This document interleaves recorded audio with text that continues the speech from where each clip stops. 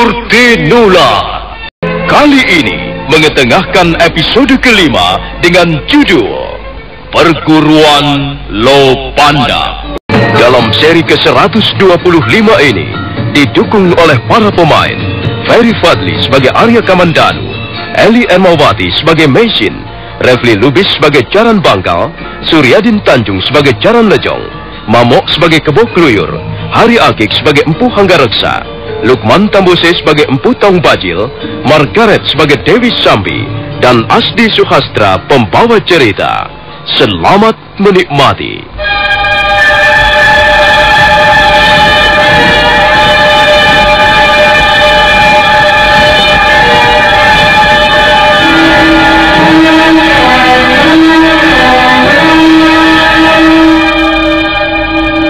Kebo Kluyur melompat dari punggung kudanya. Jaran Bangkal, Jaran Lejong dan 10 orang prajurit diam menunggu apa yang akan dilakukan laki-laki bertubuh gempal itu. Aku benar-benar melihat sosok tubuh manusia melompat ke arah sini. Mungkin kau salah lihat, Kebo Kluyur. Iya, pandangan mata orang bisa kabur oleh kegelapan. Mungkin saja seekor kijang atau kancil yang berlari-lari ketakutan. Hah? Mataku ini belum rabun. Aku bisa membedakan bentuk tubuh manusia dan binatang. Jelas dia manusia. Aku sempat melihat kipasan pakaian yang dikenakannya. Kebo Kluyur terus maju mendekati rumpun semak belukar yang cukup lebat. Mesin hampir saja berhenti bernapas ketika matanya melihat kaki-kaki manusia yang melangkah semakin dekat. Dan kedua kaki itu sekarang sudah berdiri tepat di depan hidungnya. Mesin berusaha untuk tidak membuat gerakan sedikit pun. Bagaimana, Kebo Kluyur? Kita tidak bisa terlalu lama di tempat ini. Iya, nanti gadis edan itu keburu jauh. Iya. Tidak ada siapa-siapa di sini. Iya, hanya kegelapan yang bisa kulihat. Iya. Mungkin kalian benar. Mungkin aku salah lihat. Ayo cepat, naik ke atas kudamu dan kita tinggalkan tempat ini. Baik. Kebo Kluyur lalu kembali ke kudanya. Mereka kemudian meneruskan perjalanannya, mengejar Sakawuni yang diperkirakan belum terlalu jauh.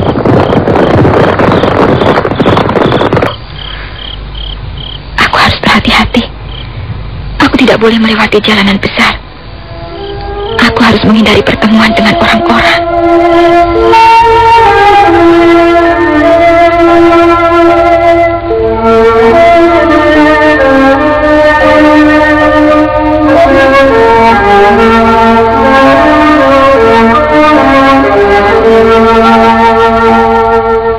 Setelah rombongan Kebo Kluyur pergi dan derap kaki kuda mereka lenyap di kejauhan, Mesin segera bangkit.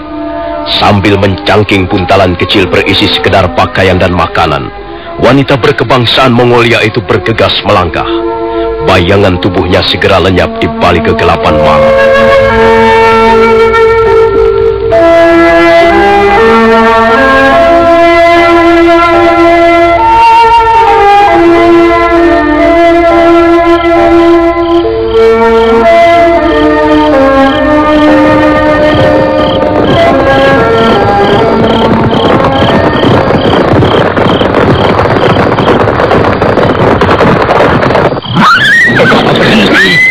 Ayo, kita jalan terus. Kita bisa saja berkuda semalam suntuk. Tapi kemana tujuan kita? Rupanya kita telah kehilangan jejak. Benar, Kakang Jaran Bangkal. Di depan kita sekarang ada 2 jalan, ke kiri dan ke kanan. Kalau kita ambil ke kiri, kita bisa memutar dan kembali ke Jatun Wungkal. Entahlah, kalau kita mengambil ke kanan. Kita bagi 2 saja rombongan ini. Sebagian mengambil kiri dan sisanya mengambil kanan. Aku mendengar derap kuda menuju kemari.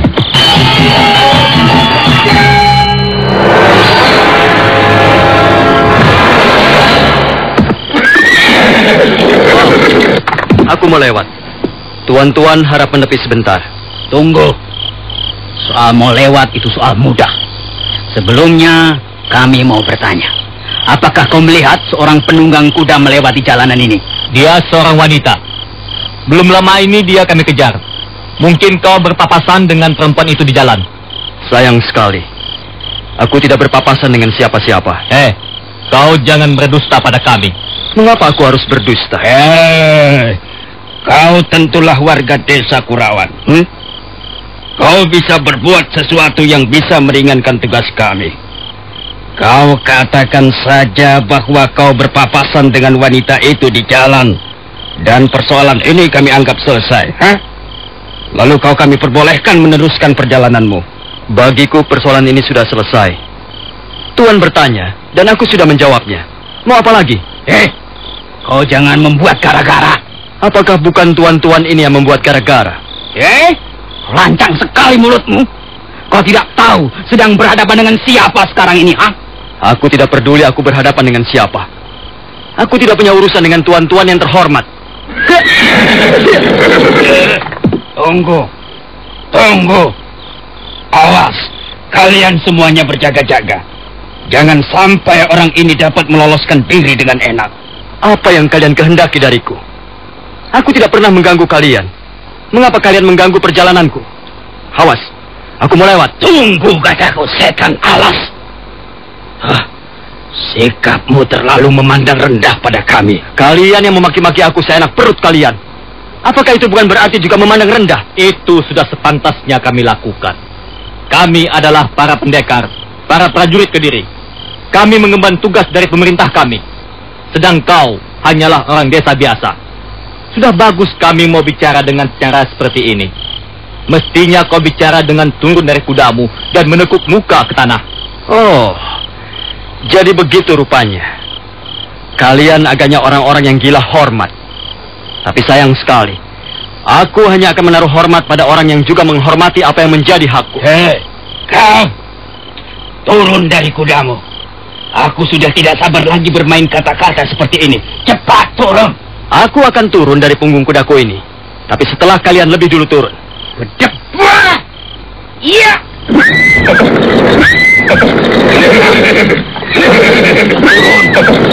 Ayo, turun kau. Jangan enak-enak duduk di atas kuda seperti lagaknya seorang pangeran. Sabar. Lihat, aku pun akan turun.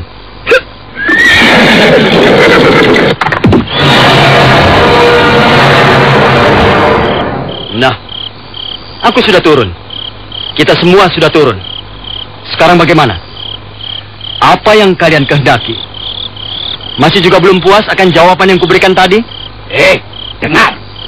Sekarang ini persoalannya menjadi lain. Iya. Sekarang kami bukan hanya ingin mendengar jawabanmu secara terus terang. Tapi kami juga akan memberikan hukuman yang pantas kau terima. Aku? Apa salahku? Kalian ini berlaku seenaknya saja. Kalian sudah mengganggu jalanan dengan memenuhi jalan ini. Hingga orang tidak bisa lewat. Kalau perlu jalan ini bisa kami tutup. Oh, begitu rupanya. Tapi jalanan orang tidak bisa ditutup begitu saja. Mengapa tidak bisa? Kalian bisa saja menutup jalan ini. Tapi besok akan ada lagi jalan baru. Jalan lain. Sebab sekalipun kau keturunan Batara Wisnu, kau tak boleh membuat rakyat kelaparan karena tidak bisa cari sesuap nasi untuk keluarganya. Sudah! Omongan-omonganmu semakin kurang sedap untuk didengar. Dan tindakan kalian ini juga semakin kurang sedap untuk dipandang mata. Tutup mulutmu, monyet! Orang seperti kau ini pasti baru mengerti kalau sudah dibuat babak belur.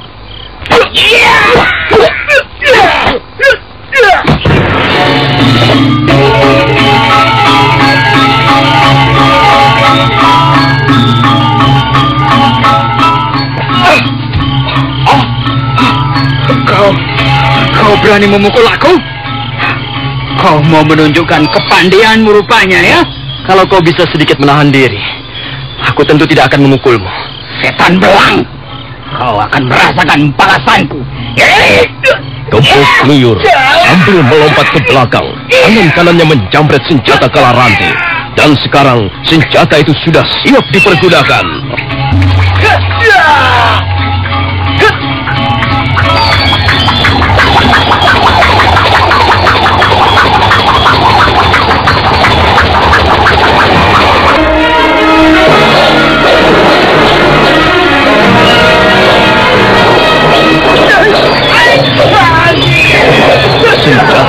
rantai mendesing, membabat kiri kanan. Gemuk-guyur terus memburu pangkal dan Jaran Lecong nampak geram sekali. Menginjak jurus yang ke-12, Gemuk-guyur nampak masih belum menunjukkan tanda-tanda bakal bisa merobohkan lawannya. Rupanya dia mau pamer kepandaian. Ayo kalian jangan mencari penonton saja. Sergap orang itu. Cabut senjata kalian dan bunuh saja dia.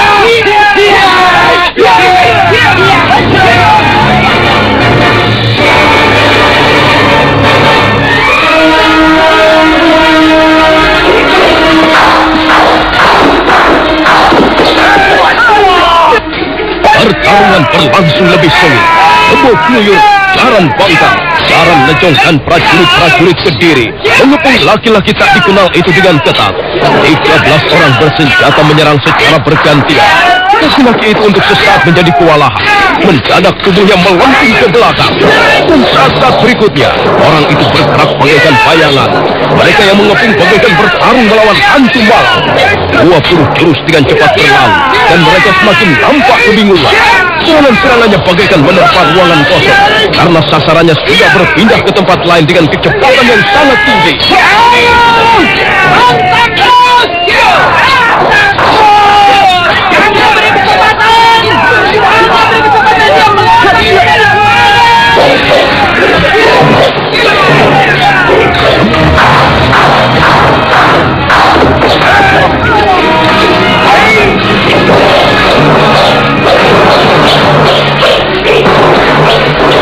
Kala itu, di halaman rumah Empu Hanggareksa juga masih terjadi pertarungan seru.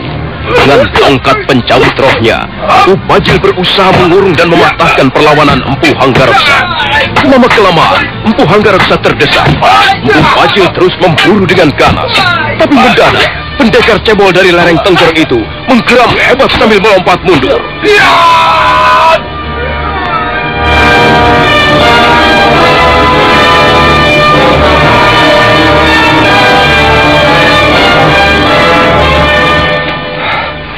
Ada apa, Kakang Bajil? Mengapa kau menghentikan seranganmu? Aku tidak apa-apa, Sambi. Aku hanya memberi kesempatan si sapi tua itu untuk menghirup napas sesaat. Hanya sesaat saja. Aku masih belum kalah, Empu Bajil. Aku masih berdiri tegak di atas kedua kakiku. Kau boleh merasa lega barang sebentar, Hanggareksa. Dan itu karena kemurahan hatiku. Dan selanjutnya, kau boleh merasa bangga karena kau akan menemui ajalmu dengan Aji Segara Geni. Empu Bajil, kau sudah cukup tua untuk menyombongkan dirimu. Kau rupanya sudah sekarat, tapi dengan menahan Aji Segara Geni, kau akan mati secara terhormat. Di dunia ini jarang aku memberi kesempatan pada lawan-lawanku untuk memperoleh hal yang serupa. Biasanya mereka kubiarkan mampus seperti halnya seekor tikus atau babi hutan. Biasanya mereka kubiarkan menemui ajalnya dengan hina. Tapi untukmu, aku sengaja membuat pengecualian, Hanggareksa. Nah, bersiaplah. Empu Bajil melompat mundur sambil memutar tubuhnya 2 kali. Kedua tangannya lalu disilangkan di depan dadanya. Itulah pertanda pendekar dari lereng Gunung Tengger itu mengeluarkan Aji Segara Geni. Tubuhnya seketika bergetar, disertai gelombang uap panas yang mengalir keluar dari kedua belah telapak tangannya. Empu Hanggareksa agak geragapan melihat lawannya akan menggunakan ilmu andalannya.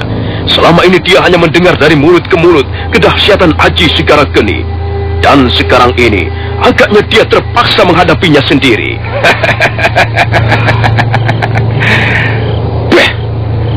Sebutlah Bapak Angkasa dan Ibu Pertiwi sebelum ajalmu tiba, Hanggareksa.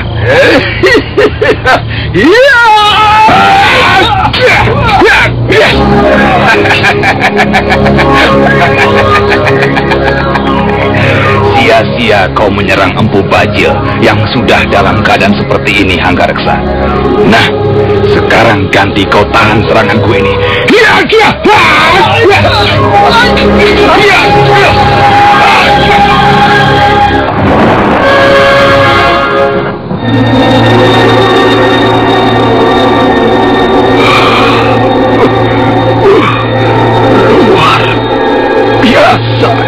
Satepon. Pukulannya mengandung hawa panas yang bisa membakar hangus tubuhku. Pantas kalau orang-orang membicarakannya sebagai ilmu iblis. Anggareksa, untung kau segera melompat menghindar. Kalau tidak, tubuhmu pasti sudah menjadi arang.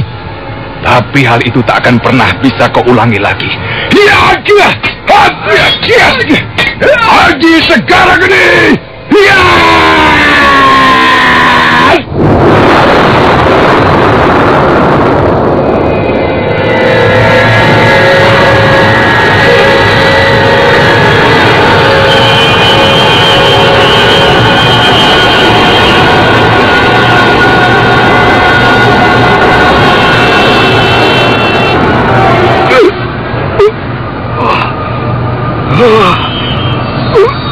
Sungguh luar biasa akibat pukulan maut Aji Segara Geni. Tubuh Empu Hanggareksa terpental 3 langkah ke belakang. Wajahnya menjadi hangus. Demikian pula bagian dada dan punggungnya. Tapi Empu Hanggareksa masih mampu berdiri lagi, walaupun tubuhnya limbung. Orang tua itu mengerang kesakitan sambil mendekap dadanya yang bagaikan disiram para api. Sambi, selesaikan si tua bangka tak tahu diri itu. Baik, Kakang Baja. Aji Tapak Wisa!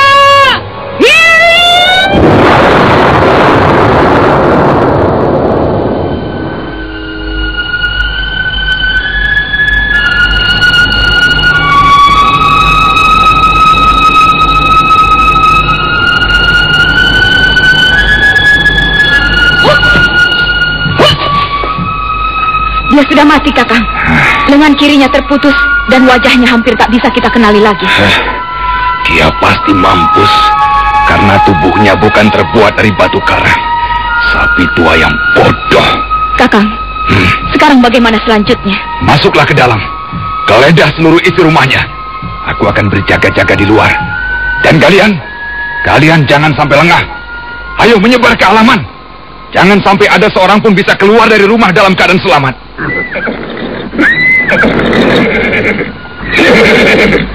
Para prajurit di bawah pimpinan Empu Renteng segera menyebar ke seluruh halaman. Sebagian ada yang berlarian ke halaman samping dan belakang. Sementara itu, Dewi Sambi sudah melangkah ke arah pintu serambi depan. Dewi Sambi mendobrak pintu depan, kemudian melangkah menyeberangi serambi.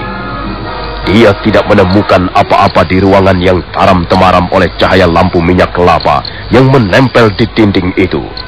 Pendekar wanita pemilik Aji Tapak Wisa itu meneruskan memeriksa ruangan demi ruangan. Tak ada apa-apa di ruangan ini. Siapa kau? Ampun, Tuan Putri. Ampun, Tuanku Dewi. Saya tidak tahu apa-apa. Diam! Aku bertanya siapa kau? Anggota keluarga di sini? Apa muka Empu Hanggareksa itu? Ampun, saya hanya seorang abdi di rumah ini. Oh, jadi Empu Hanggareksa itu majikanmu? Kau hanya seorang pembantu di rumah ini? Iya, benar Tuanku Dewi. Saya hanya seorang pembantu. Saya tidak tahu apa-apa. Sudah berapa lama kau bekerja di rumah ini? Sudah lama sekali. Kalau begitu, kau sudah seperti anggota keluarga di rumah ini? Iya, memang benar begitu. Saya sudah dianggap seperti keluarga sendiri oleh Gusti Hanggareksa. Beliau memang seorang majikan yang baik dan bijaksana. Mungkin dia seorang majikan yang baik. Setidak-tidaknya untukmu, karena kau seringkali menerima kebaikan-kebaikannya. Tapi sayang sekali, kau tidak akan pernah bisa menemuinya lagi. Apakah Gusti Hanggareksa pergi? Ya, dia sudah pergi malam ini. Dia pergi ke suatu tempat yang tak mungkin dikunjungi orang dalam keadaan hidup. Maksud Tuanku Dewi? Apa kata-kataku masih belum jelas? Dengar, Empu Hanggareksa, majikanmu yang baik hati itu, malam ini sudah mati.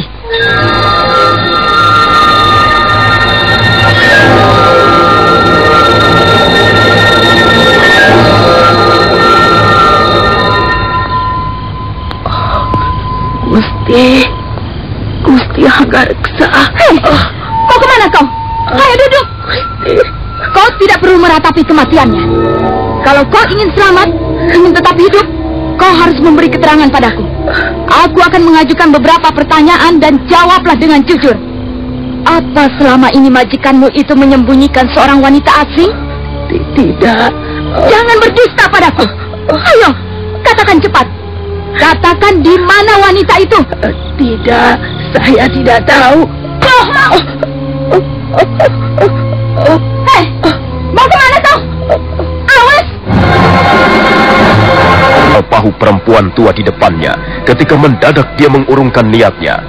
Perempuan tua itu yang tak lain adalah Nyi Rongkot menatap tajam sambil mengacungkan sebilah pisau kecil berkilat-kilat. Kau perempuan tua, mengapa masih suka bermain-main dengan pisau? Pergi dari rumah ini. Apa katamu? Jadi setelah majikanmu itu mampus, kau bermaksud mengambil alih kekuasaan di rumah ini, mengusir aku? Hah? Ketawamu itu seperti setan.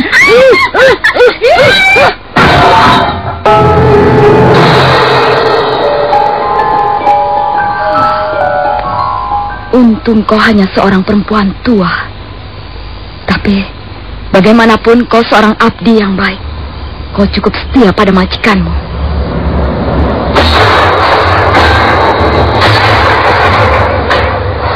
Dewi Sambi melangkah untuk meneruskan penggeledahan ke seluruh bagian rumah. Tak ada satu sudut pun yang lepas dari kejelian matanya. Sementara itu Nyi Rongkot terbaring pingsan. Dia sama sekali tidak menyadari bahaya besar mengancam keselamatannya.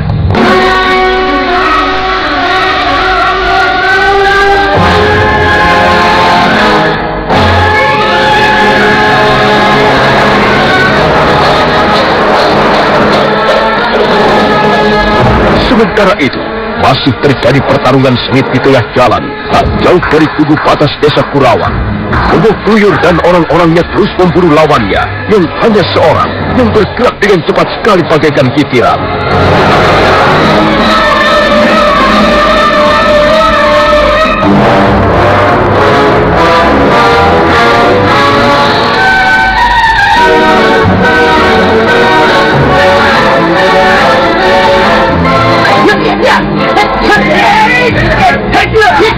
Tunggu! Kurang ajar! Kita menjadi barang permainan! Kau jangan hanya bisa bermain lompat-lompatan! Kami adalah pendekar! Dan 10 orang yang lain itu prajurit-prajurit! Kami bukan hendak berburu seekor bajing! Bukankah kalian hendak menangkap aku? Sekarang aku jadi bingung. Apa sebenarnya yang kalian inginkan? Kebo Kluyur, untuk apa kita ngobrol seperti ini? Iya, jelas orang itu sudah berani melawan kita. Mengapa tidak kita gasak saja sampai mampus? Dia hanya pandai bermain bajing loncat. Kita hanya membuang tenaga saja di sini, percuma. Hei, kalau kau benar-benar seorang pendekar, ayo bertarunglah sebagaimana seorang pendekar. Cabutlah senjatamu dan marilah kita berlaga secara kesatria. Oh, jadi kau ingin aku menggunakan senjata? Baiklah. Tapi kuperingatkan ini bukan karena keinginanku. Aku hanya menuruti saja keinginanmu. Laki-laki tegap perkasa itu lalu mundur beberapa langkah. Kemudian pelan-pelan tangan kanannya meloloskan sebilah pedang besar yang tergantung di pinggangnya.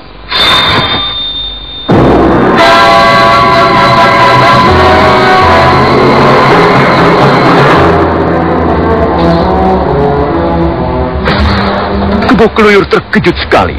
Jaran Bangkal dan Jaran Lecong sampai melompat mundur.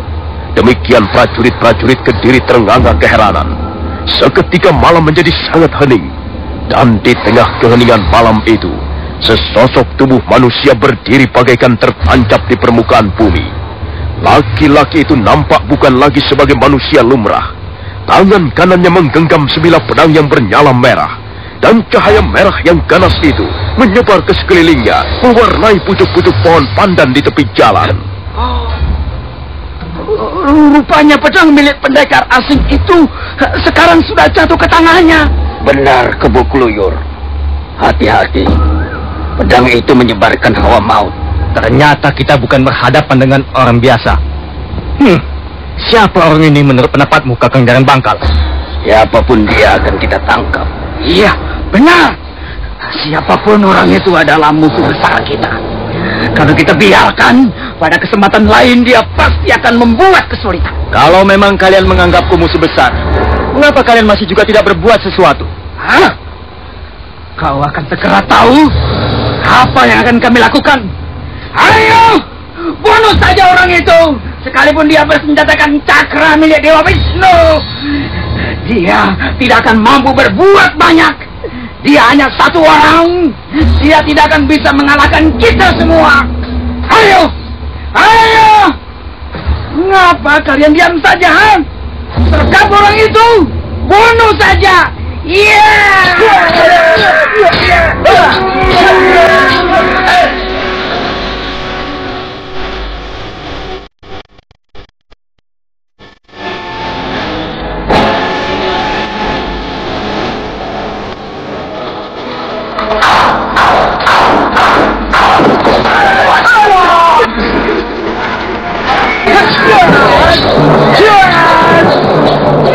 Serentak prajurit-prajurit berdiri menyerang. Laki-laki itu menyambutnya dengan tenang sekali. Kebo Kluyur mengamuk dengan senjata kala rantainya. Pendekar baru watak berangasan dan kurang perhitungan itu kelihatan bernafsu sekali. Dia ingin segera menyudahi perlawanan laki-laki tak dikenal itu. Tapi justru nafsunya yang menggebu-gebu itulah yang membuatnya lengah. Suatu saat dia menyerang dengan jurus beruntun. Senjata kala rantainya mendesing. Laki-laki tak dikenal melompat, tapi kemudian balik menyerang. Pedangnya yang besar berkelebat menyebarkan warna merah. Jet!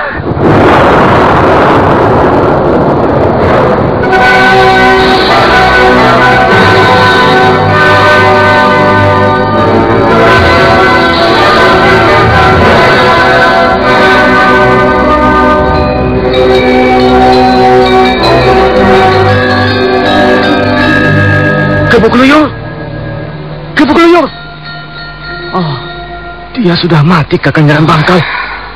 Lihat, pundaknya terbelah sampai ke bagian perut. Oh, mengerikan sekali. Berdebah, setan belang. Kau sudah membunuh salah seorang teman kami yang terbaik. Kami tidak akan terima. Ayo, serang lagi orang itu. Dia sudah membunuh pendekar teman baik kita. Ayo, bunuh saja. Iya, iya, iya, iya.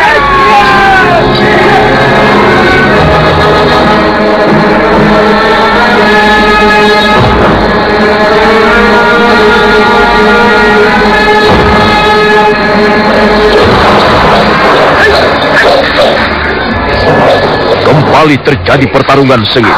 Kali ini laki-laki tak dikenal itu meningkatkan serangan-serangan baliknya.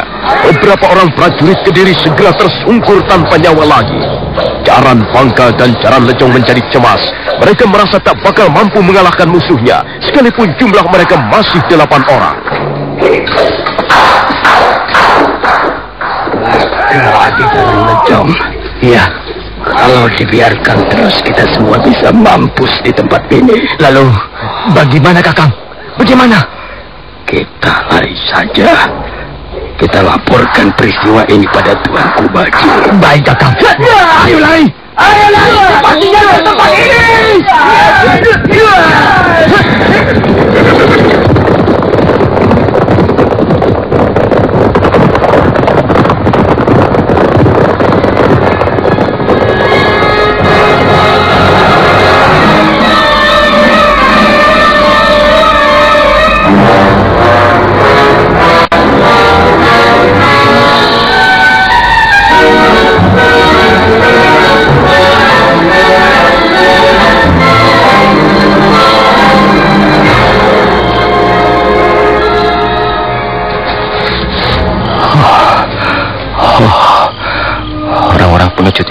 berlari semuanya.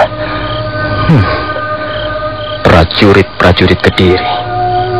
Bagaimana orang-orang semacam itu mengaku dirinya berjiwa prajurit? Oh, pedang ini sungguh luar biasa.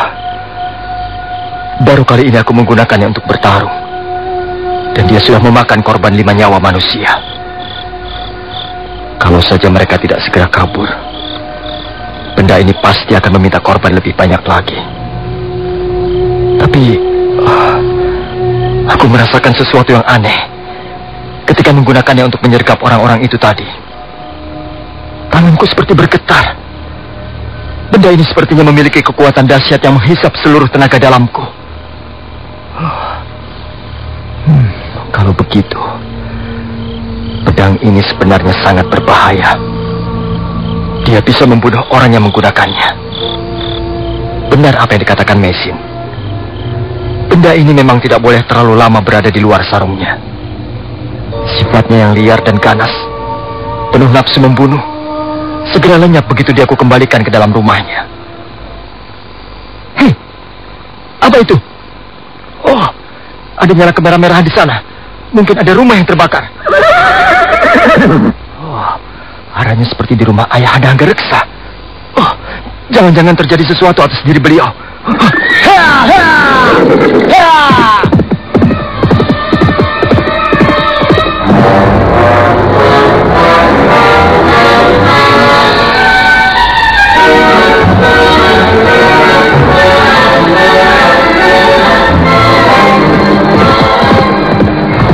Laki-laki berpakaian petani itu, yang ternyata adalah Arya Kamandanu, segera mengaburkan kudanya.